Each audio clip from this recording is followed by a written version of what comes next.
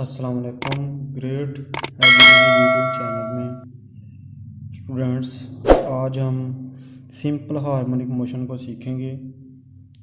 10th class lecture number 1 simple harmonic motion. सबसे पहले हम सिंपल हार्मोनिक मोशन की डेफिनेशन करेंगे। सिंपल हार्मोनिक मोशन की जो डेफिनेशन है वो ये है कि अगर कोई जिस्म हमारे पास, अगर हम सादा पेंडुलम की मिसाल लेते हैं कि अगर कोई जिस्म एक वस्ती पोजीशन के आगे पीछे अपनी मोशन को बार बार दोहराए तो इस जिस्म की मोशन को सिंपल हार्मोनिक मोशन कहते हैं। वस्ती पॉइंट ये है, यहाँ से अगर पेंडुलम यहाँ की तरफ जाता है, इस तरफ जाता है और इस फिर वापस आके इस तरफ जाता है, तो ये क्या कर रहा है कि एक वस्ती पोजीशन के आगे और पीछे अपनी हरकत को बार बार दोहरा रहा है, तो इसकी मोशन को सिंपल हार्मोनिक मोशन कहेंगे।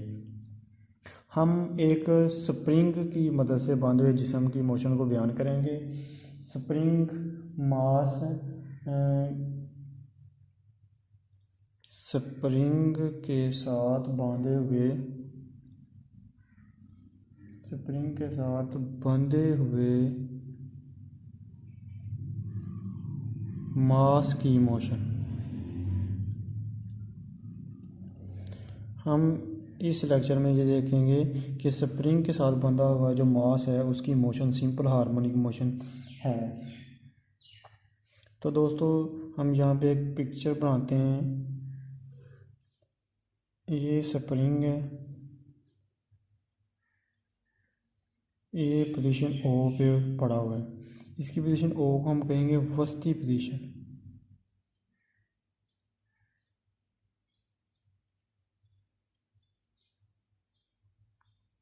इस तरीके से हम जब इसके ऊपर फोर्स लगाएंगे, यहाँ पे फोर्स अप्लाई करेंगे, तो ये कुछ इस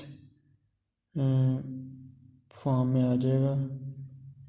यहाँ पे जब हम इसको यहाँ से रिलीज़ करेंगे, जब इसको यहाँ से छोड़ेंगे, तो ये वापस अपनी इस पोजीशन में आ जाएगा। तो हम ये देख रहे हैं कि ये वाली एक पोजीशन इसकी, एक पोजीशन इसकी ये वाली है, और इसी तरह से एक पोजीशन इसकी ये वाली है। अगर हम इसकी पोजीशन को ओ कहें, इसको हम इस पोजीशन को हम बी पोजीशन कहें, इसको हम ए पोजीशन कहें, ये इंतहाई पोजीशन है, इसका नाम इंतहाई पोजीशन है। इंतहाई पोजीशन, ये वस्ती पोजीशन है, ये भी इंतहाई पोजीशन है, ये भी इंतहाई पोजीशन है।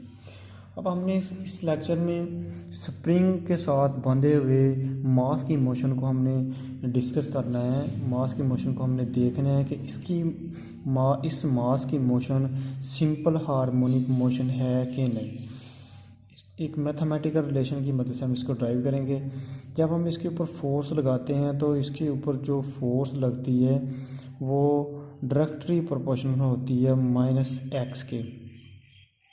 -x का मतलब है कि यहाँ पे ये डिस्प्लेसमेंट को शो करता है कि यहाँ पे जब इस जिस्म के ऊपर फोर्स अप्लाई करते हैं तो ये फोर्स कुछ फासला तय करता है। उस फासले को हम कहते हैं, ये इसने डिस्प्लेसमेंट फासला कवर किया है। अब जब हम इसका ये साइन ख़त्म किया, प्रोपोर्शनलिटी से हम यहाँ पे आ जाएगा kx। ये k यहाँ पे क्या है, कांस्टेंट है। k की कीमत का इन्हिसार इस स्प्रिंग के सख्तपन या नरमपन के ऊपर होता है। यहाँ पे एक बार डिस्कस करने वाली स्टूडेंट्स ये है कि इसके साथ जो माइनस का साइन है वो क्यों आया है। अब आपने इस बात को गौर से देखना है कि ये माइनस साइन किसकी वजह से आया है। जब हमने इस मास के ऊपर फोर्स अप्लाई की तो आपने देखा कि फोर्स इस तरफ को अप्लाई हो रही है और ये डिस्प्लेसमेंट इस तरफ को बढ़ रहा है। आपने एक बात ध्यान में रखनी है कि यहाँ पे आपने रीस्टोरिंग फोर्स को बयान करना है। आपको पता है कि रीस्टोरिंग फोर्स की जो डायरेक्शन है वो वस्ती पोजीशन की तरफ रहती है। रीस्टोरिंग फोर्स की जो डायरेक्शन सिमत है वो हमेशा वस्ती पोजीशन की तरफ ही रहती है। अब आपने देखना है कि ये जो रीस्टोरिंग फोर्स है इसकी डायरेक्शन इस तरफ है और जो डिस्प्लेसमेंट है वो इस तरफ बढ़ रहा है। जब डिस्प्लेसमेंट इस तरफ बढ़ रहा होगा, फोर्स इस तरफ होगी, तो ये दोनों ही डिस्प्लेसमेंट और फोर्स क्या होंगे, आपस में ओपोजिट सीमत में होंगे। तो ओपोजिट सीमत की वजह से यहाँ पे माइनस का साइन लगा हुआ है। जहाँ पे हमने ये वाली इसको इक्वेशन नंबर 1 कह देना है। इसके बाद हम कहेंगे कि अगर हम स्प्रिंग के ऊपर कोई फोर्स अप्लाई करते हैं, जहाँ पे जो वाली जो हमने फोर्स अप्लाई की इसको हम न्यूट्रल फोर्स कहेंगे, और न्यूटन की फोर्स जो है वो ये होती है बराबर ma। इस मसला को हम मसला नंबर 2 कह देंगे। अब हमने क्या करना है कि मसला नंबर 1 और मसला नंबर 2 का मुवाजना करना है। मसला नंबर 1 और मसला नंबर 1 और 2 का मुवाजना करने।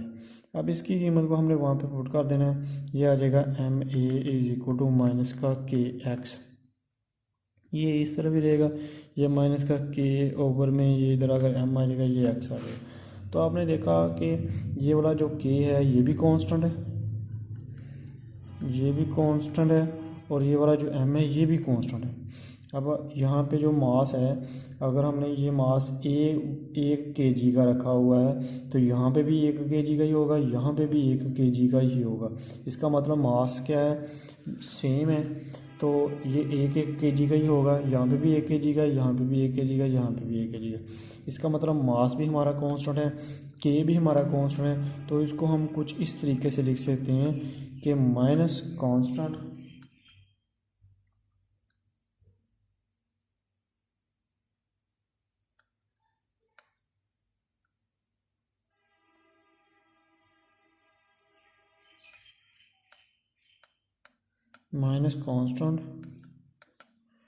एक्स। तो यहाँ पे हम इसको कुछ इस तरीके से रीअरेंज कर सकते हैं कि ये कांस्टेंट को हम ख़त्म कर दें, यहाँ पे प्रोपोर्शनैलिटी साइन आ जाएगा, ये माइनस का क्या आ जाएगा, एक्स आ जाएगा। तो ये जो मसावात है इससे शो हो रहा है कि एक्सेलरेशन जो है वो डिस्प्लेसमेंट के डायरेक्टली प्रोपोर्शनल है। इसका मतलब है कि स्प्रिंग के साथ बंधे हुए मास का एक्सेलरेशन वस्ती पोजीशन से डिस्प्लेसमेंट के डायरेक्टली प्रोपोर्शनल होता है। लिहाजा मास स्प्रिंग सिस्टम की उफ़क़ी मोशन सिंपल हार्मोनिक मोशन की मिसाल है। तो इसका मतलब मास स्प्रिंग सिस्टम की जो उफ़क़ी मोशन है ये सिंपल हार्मोनिक मोशन की मिसाल है। ये मसावात ये शो करवा रही है। तो दोस्तों हमारा आज का लेक्चर सिंपल हार्मोनिक मोशन के मतलब था। अगर किसी को इसमें कोई बात समझ ना आई हो या कोई चीज़ किसी चीज़ का पता ना चला हो, तो आप कमेंट करके अपना सवाल पूछ सकते हो।